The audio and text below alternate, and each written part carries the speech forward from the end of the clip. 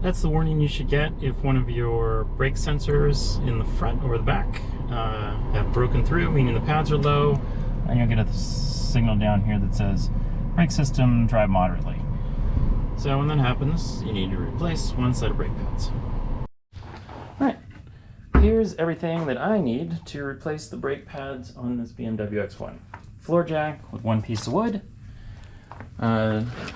torque wrench, 17mm socket. You need a C-clamp to press the calipers in. You're going to need a 13mm ratchet. I hate to say this, you're going to need either a thin, you're going to need a thin 17mm, or you're going to need some needle nose vice grips. I didn't have anything better. You can see that the wrench is thicker, and there's a pin you need to hold on there, and this was just too big to get on here. So I have needle nose vice grips. You're gonna need something similar. You're gonna need an 8mm socket to get the fender bolts off. This little pry wrench and the screwdriver gets out the fender push pin, and also using one of these also helps spread the caliper apart initially. And then get a set of needle nose pliers to pull the sensor out, and then this small flat screwdriver is just to get one of the rubbers off the pins. What you're going to need is a set of brakes. These specifically are PowerStop's Z23-1892, not for any special reason. And then you're going to need just one brake sensor, because there's only a brake sensor on the driver's side, at least on this car. And the part number I have for that, I'll just leave it here for a second. You can read it. Just something I got off Amazon. There's some easy ones to get a hold of. And then also, it's good to have some blue Loctite. If you've got some, you can get some anti-seize to put onto the rotor before putting the wheel on. If you want to check your brake thickness, you should have a set of calipers, and then I had some simple green just to wipe the wheels off. And that is everything that we're going to need to replace the pads. Forgot to mention, if you get some brake lubricant, that's a good idea. The package that come in there, they're a little on the chintzy side, so it's nice to have a little extra. Or you can just grab a small little package at the auto parts store. First thing to do is break loose lug nuts before you jack the car up.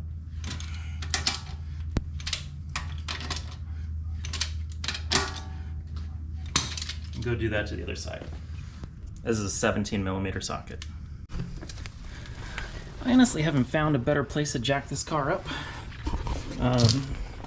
There's this mounting point right here, which if you've got the special insert that sits inside of it, will fit nicely. But if you just have a regular floor jack, you're going to end up breaking a corner or piece off of that.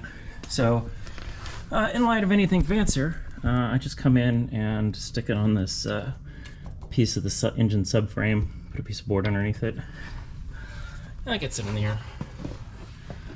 And then in a minute I'll put a jack stand over here just to keep it safe. Alright, so this is the passenger side. The first thing to notice is that the passenger side does not have a brake sensor.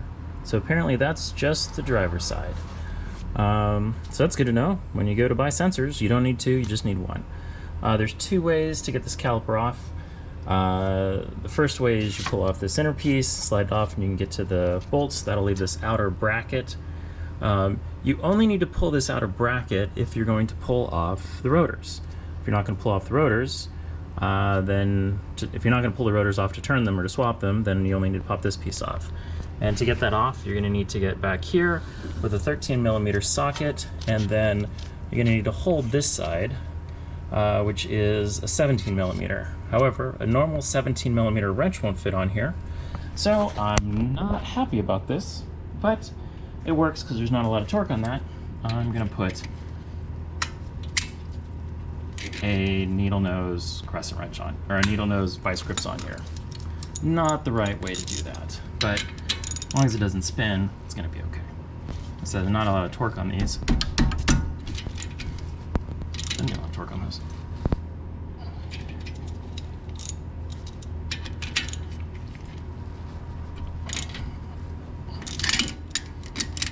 loosen that up. There's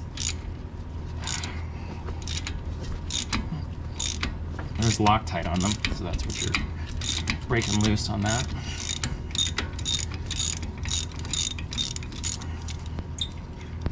All right, so there's that one. And we'll come down here to the bottom. Make sure you get on the flat. Get as much on there as you can. Lock it in.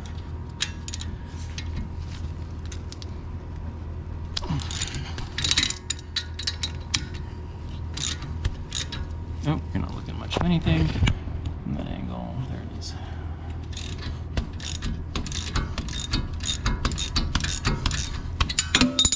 Come back.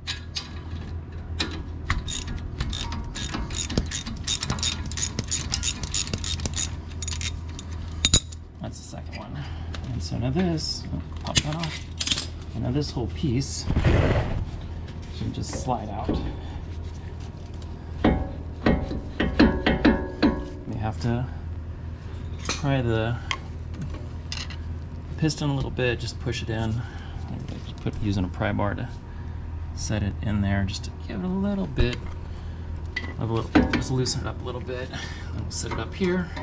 And now that's off. So now you get your two brake pads. Just take a computer over right here. Just pop that out of the clip. That on this side, and then you got your inner one. Take the one, pop it out, and drop it on the ground. And those are your two brake pads out. Now if you're going to take the rotor off, you're going to need to get two 17mm bolts off. One is here, and the other one's here, and this whole bracket will come off. And then once you need to go pull the rotor off, you're going to need to knock out that Allen bolt, and then the rotor will unscrew, or the rotor will come right off. All right, here's a comparison of the new pads versus the old pads. So you can see that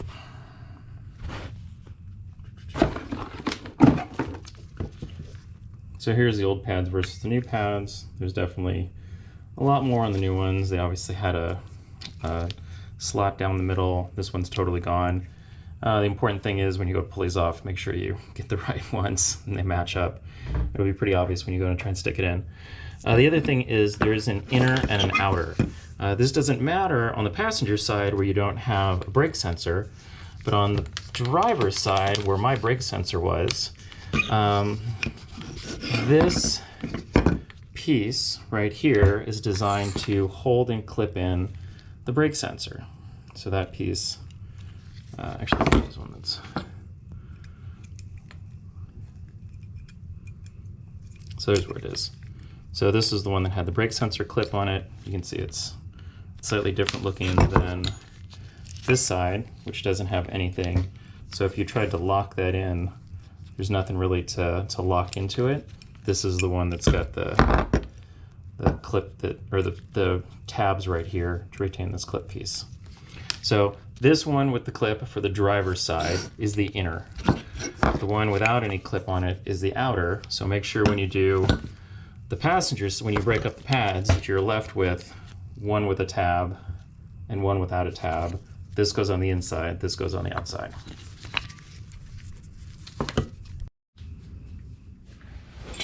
All right, once you got the pads out, then you've got your caliper. You need to push this piston back in so it's flush, so that'll give it space for the pads of contact. So you need some kind of clamp.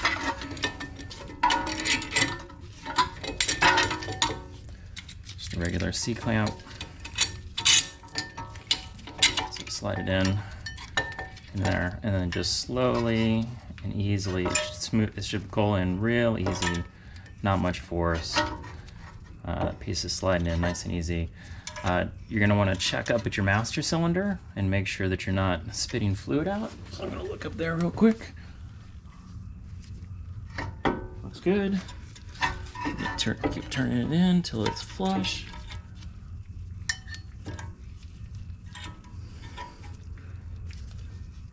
And then there's just a little bit of resistance.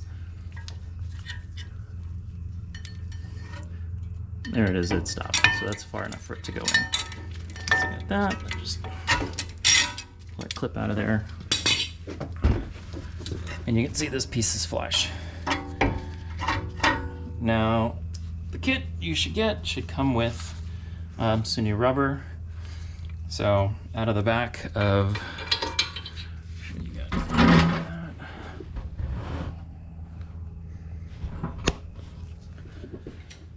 down here, there's the two pins. The bottom one has the piece of rubber on it, the top one doesn't. You're gonna wanna wipe these off. Then your kit will have new pieces of rubber in them. One side looks a little thicker than the other. This bottom part's a little thicker. Let's drop these off, put the new ones on, pop it over that part. The second one, pop that off. Same thing, put the thicker piece for the inside, pop that on. This piece, you're gonna need a small straight screwdriver to get in there. So let me go get that. All right, so get this piece off. You're gonna need to get something on here. I guess if you really wanted to, you could cut it. I just walked it around here till it was loose all the way around and then just slid it off. And that piece comes off. And then you have a new one and it just slides right over the top.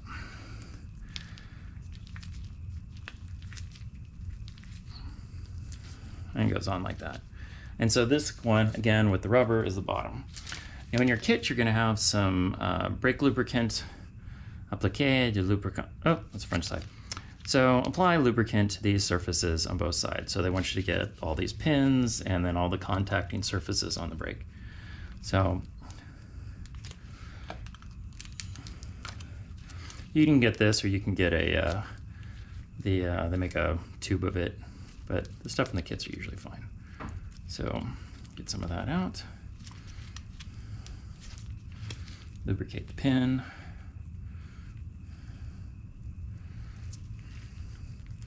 And then slide it into this piece and then get the rubber boot to pop over the end of it. Right there. Make sure it slides in and out nice and free. That one's good. Do the same thing to the other side. To the top, I mean. More of the pack. That's that. Move that one up. Slide in there. Pop that on there. And that's that. Wipe off those surfaces. All right, next you gotta get the brake pads in. So it doesn't really matter, but you might as well keep it consistent. Keep the tab on the inside and keep with one without the tab on the outside. So I'm just gonna slide it in here.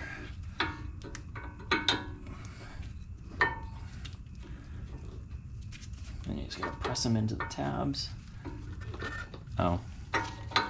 Before you do that, you should apply some lubricant to these little parts of it. It says applied everywhere where you've got some contacting surface.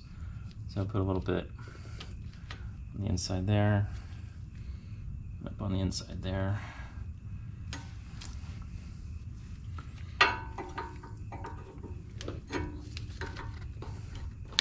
Press it in there, press it in there, and then push it all the way back, and it should contact the pad.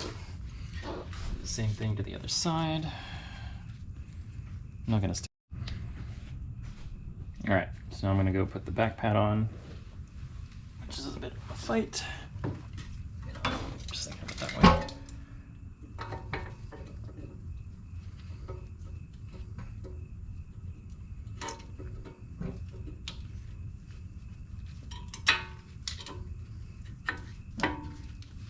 Let's slid in nice and easy. So you got both pads in, the touch in there. Now you want to take some brake lubricant and you want to apply it to all the places on the caliper that's going to touch the pads. And so you're going to rub it on this surface.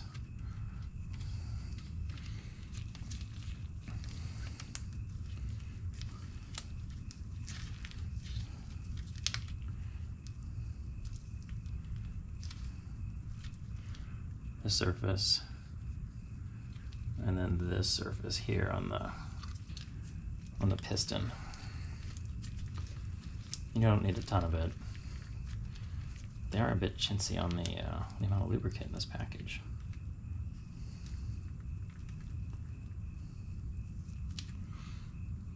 There you go, get that on there.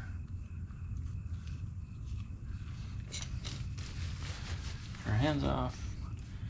I'm gonna put a little bit of lubricant on this surface.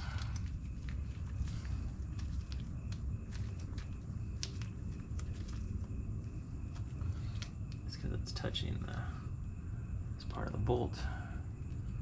Just lube that up a little bit on there. Just take a caliper, and if you've compressed the piston well enough, this should just slide on just like that, no problem. Now we got our bolts to put back on. You can see there's a little bit of blue Loctite on there. So I'm gonna go ahead and put another dab blue Loctite on there.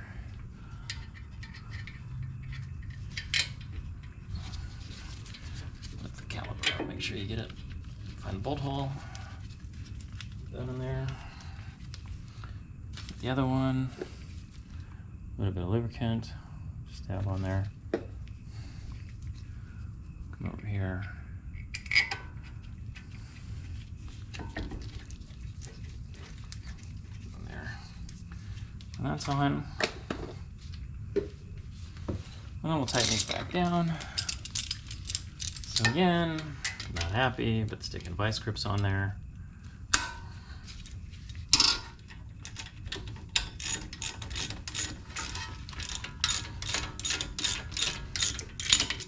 Torque these down.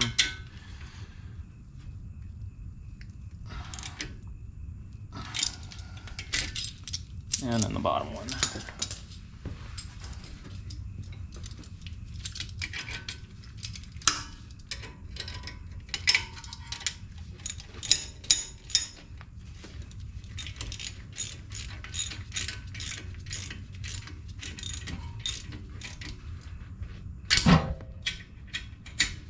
It. And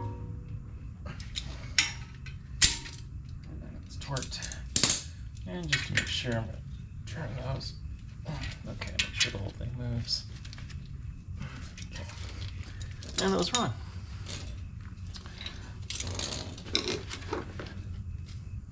And that's it. So putting the wheel back on if you want to.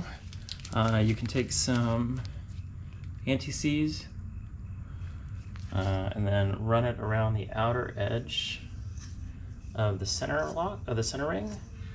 This is the centering ring for the wheel. I just found out that this helps to keep corrosion and you don't get the wheel stuck on there, so you're not pounding it off. You can see there's little bits of rust, even here in Southern California, a little bit on there. So if you really want to, you can dab a little on there just to keep it from going anywhere, or just keep it from rusting up. And then throw your wheel back on, put your lug nuts on. Torque spec on these is 101 foot-pounds. So run it down in a 5-star pattern, snug it down. I would set the car on the ground and then torque them. Let's go ahead and do that.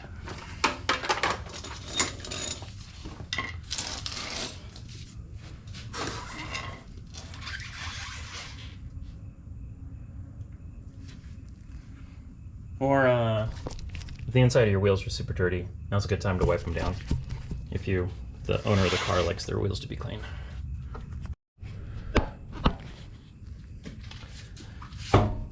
Wheel back on.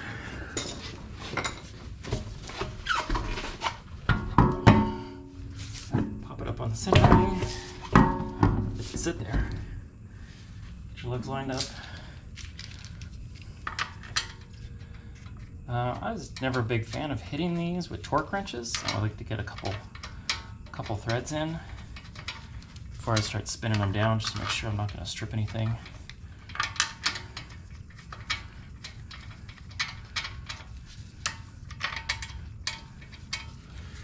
And then, starting off, hold it on, start off by slow, take it down.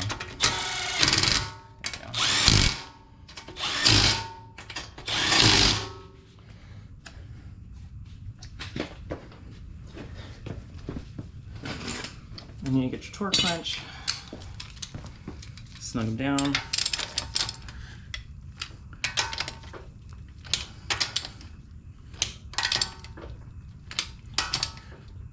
And then I prefer to drop the car down so it's just lightly sitting on the tire. And then torque everything to 101 foot-pounds.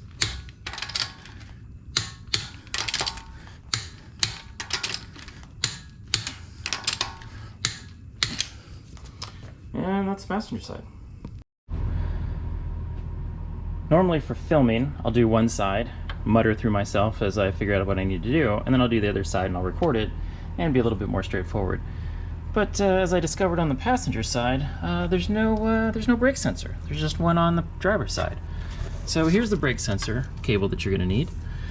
It connects into here, and that was the tab I was telling you about. So when you're installing this, removing the original one, you're going to need a pair of pliers or this needle nose. Come in here, grab this piece, and you're going to pull it out. You'll undo it from right here. This is just a little rubber piece on here. You can just press down and move that off, and that just pulls right off. And you can see that's what that looks like. So that just slides right over there. And then as you get up into here, you can see that the actual connection is up inside the wheel liner. So what we're gonna need to do is we need to remove two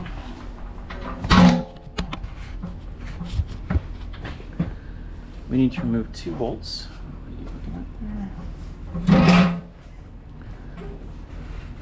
We're gonna need to remove a bolt here. That is an 8mm.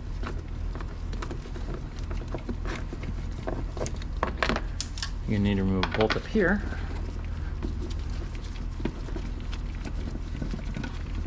And then you're gonna need to remove this push pin right here. So what I found out works better is get a screwdriver under there and just work it up like this. And that piece just pulls right out. Looks just like that. Popped out. And now you can see if we pull this back, you can see up in there, and here's the connector. So you just pull it out of this housing, undo the clip up there. Not sure how much this is coming through on the camera.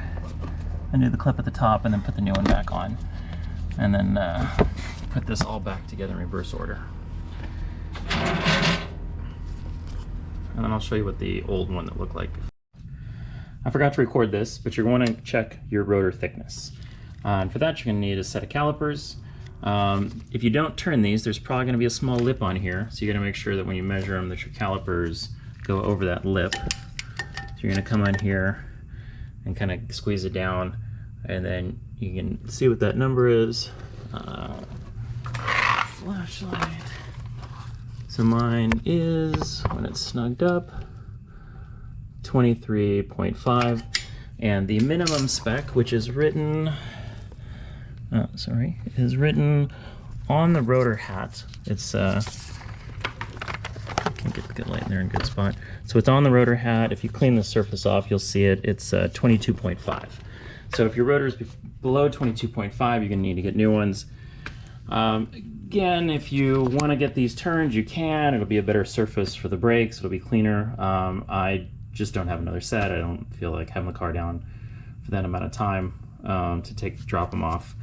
And the brakes, honestly, when I'm slowing down, don't shake or give any feedback or anything. So I think these are in okay shape. This is the old brake rotor sensor, or brake sensor. So what you can see here is that shiny surface right there. There's no tab on there. On the new one that I put on, there's a big fat tab on this face right here. So this would actually hit the rotor and burn down, and basically there's a wire in here and it breaks that wire. And that's what tells the brake sensor to come on. So if we check with a multimeter, let's take this back here. So if I go in and I check with the multimeter, two contacts on here, I should get, on the new one, you'd get a closed circuit and it would beep, but on this one, I'm touching it and absolutely nothing is happening, and then when I touch the probes together, they close. So for certain, this sensor is totally bad. It's burned down, and that is why the sensor light came on. But again, it's basically just a piece of wire. So as soon as this goes down small enough, it essentially breaks the wire and it's open circuit, and that's how the car knows that the pads are worn down. That being said, when it says it's worn down, let's see, that's the thinnest mine were. So those are, it's when the sensor comes on, it doesn't mean you have 50 miles. You still have a decent amount of time to go. So just because the light comes on is no reason. There's another one. Let's get the pads out and see what these measure up at.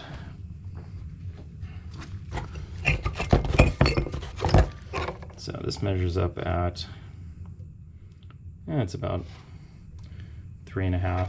Again, there's probably, it's bonded down there. There's probably some rivets in there. So as you eat through there, as you keep going further down, essentially you're gonna hit metal in here, and then you're gonna screw up your rotors, and your car's not gonna stop right. But like I said, just because the sensor comes on does not mean you need to drop everything you do and replace these right away. I wouldn't drive around thousands of miles, but don't pull over to the side of the road and shut the car off. With both brake pads on each side replaced, come back up here, check your fluid level. Again, I am not having much luck seeing what the level is from the side. It's really difficult. Max is right up here near the top, so if you look in, before I couldn't see the fluid up there, and now I can, so that part's good. So I'm gonna go ahead and put the cap back on here. Looks like it's right near the top. I don't think I need to add any. And then I'm gonna go back and pop this plastic piece back on. All right, so we're gonna reinstall this piece. It needs to go inside this lip, and then you're gonna see this tab on here. So it's gonna go in there. So you need to push it into that part right there. You can see it's sitting in there nice and tight. And then you gotta take your push pins. So you got one on this side. Push that down, get a lock all the way at the bottom. Go to the other side over here. This is the second one. Slide that in, push it down till it clicks, and then put this rubber piece back on. Just slides across this hole right there. Get it all the way down on both sides. Make sure it's in there good. And then you're set, and close the hood. All right, so we're gonna start the car for the first time together. Since you just put the brakes on, push on them before you start the car. They're gonna go all the way to the floor, and then give them a little bit of pump until they get hard. That's just the calipers coming in and closing on the pads. All right, so let's start the car and see what sign it gives us. I'm still pushing on the brake. It's kind of going down. I'm pushing a couple times to get it. Brake system, drive moderately. Replace brake pads, consult service. Huh, well that didn't go away.